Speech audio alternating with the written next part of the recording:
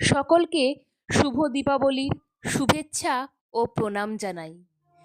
আজ কালী পুজোর দিনে মায়ের কাছে প্রার্থনা জানিয়ে আমি কবিগুরু রবীন্দ্রনাথ ঠাকুরের অন্তর মম বিকশিত করো কবিতাটি আবৃত্তি করে শোনাচ্ছি। অন্তর মম বিকশিত করো অন্তরতর হে, নির্মল করো উজ্জ্বল করো সুন্দর করো হে, জাগ্রত করো উদ্যত করো নির্ভয় করো হে, মঙ্গল করো নিরলস নিঃসংশয় করো হে।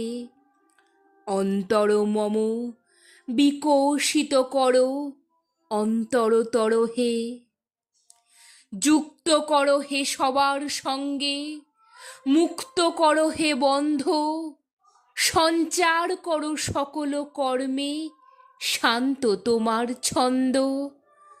চরণ পদ্মে মমচিত নিস্পন্দিত করো হে, নন্দিত করো নন্দিত করো নন্দিত করো হে।